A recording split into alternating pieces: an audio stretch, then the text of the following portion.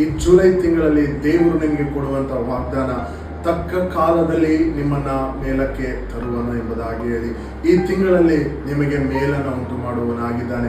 ನಿಮ್ಮನ್ನ ಮೇಲಕ್ಕೆ ಏರಿಸಿ, ನಿಮ್ಮನ್ನು ಉನ್ನತಕ್ಕೆ ಏರಿಸಿ, ನಿಮ್ಮನ್ನ ಘನಪಡಿಸುವನಾಗಿದ್ದಾನೆ. ಖಂಡಿತವಾಗಿ ಈ ತಿಂಗಳಲ್ಲಿ ಅದನ್ನು ಮಾಡುವನಾಗಿದ್ದಾನೆ. ಮೊದಲನೇ ಪೇತ್ರ 5ನೇ ಅಧ್ಯಾಯ 6ನೇ ವಾಕ್ಯದಲ್ಲಿ ಈ ರೀತಿಯಾಗಿ ಬರೆಯಲ್ಪಟ್ಟಿದೆ, ದೇವರ ತ್ರಾಣವುಳ್ಳ ಹಸ್ತದ ಕೆಳಗೆ ನಿಮ್ಮನ್ನು ತಗ್ಗಿಸಿಕೊಳ್ಳಿರಿ, ಆತನು ನಿಮ್ಮನ್ನ ತಕ್ಕ ಕಾಲದಲ್ಲಿ ಮೇಲಕ್ಕೆ ತರುವನು ಎಂಬುದಾಗಿ ಹೇಳಿ ನಾವು ಓದುತ್ತಾ ಇದ್ದೇವೆ. ಪ್ರೀತಿಯ ದೇವಜನರೇ, ಹೌದು ಪ್ರೀತಿಯ ದೇವಜನರೇ, ದೇವರ ತ್ರಾಣವುಳ್ಳ ಹಸ್ತದ ಕೆಳಗೆ ನಾವು ನಮ್ಮನ್ನು ತಗ್ಗಿಸಿಕೊಳ್ಳೋಣ.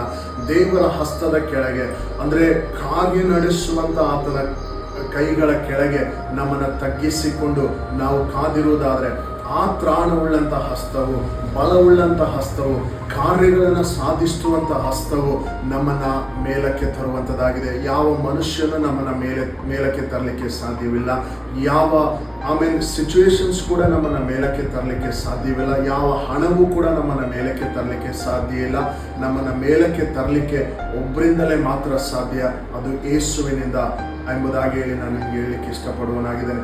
ಆದ್ದರಿಂದ ನಿಮ್ಮನ್ನ ಆ ತ್ರಾಣವುಳ್ಳ ಹಸ್ತದ ಕೆಳಗೆ ನಿಮ್ಮನ್ನು ತಗ್ಗಿಸಿಕೊಳ್ಳಿರಿ, ಆತನು ನಿಮ್ಮನ್ನ ಮೇಲೆತ್ತುವನಾಗಿದ್ದಾನೆ. ನಮ್ಮ ಯಾರಿಗೂ ಕೂಡ ತಗ್ಗಿಸಿಕೊಂಡು ಒಬ್ಬರ ಕೆಳಗೆ ಇರಬೇಕು, ಅಲ್ಲಿ ಅವ್ರು ಹೇಗೆ ನಡೆಸ್ತಾರೋ ಹಾಗೆ ನಡಿಬೇಕು ಎನ್ನುವಂಥ ಮನಸ್ಸು ಇಲ್ಲ.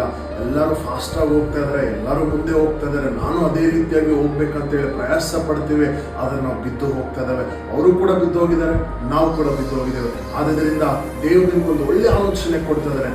ಆತನ ಕೈ ಕೆಳಗೆ, ಆತನ ತ್ರಾಣವುಳ್ಳ ಹಸ್ತದ ಕೆಳಗೆ ನಿಮ್ಮನ್ನು ತಗ್ಗಿಸಿಕೊಂಡು ಕಾದಿರಿ, ಆತನ ತಕ್ಕ ಸಮಯದಲ್ಲಿ ನಿಮ್ಮನ್ನು ಮೇಲೆತ್ತುವನಾಗಿದೆ. ದೇವರು ನಿಮ್ಮನ್ನು ಆಶೀರ್ವದಿಸಿ.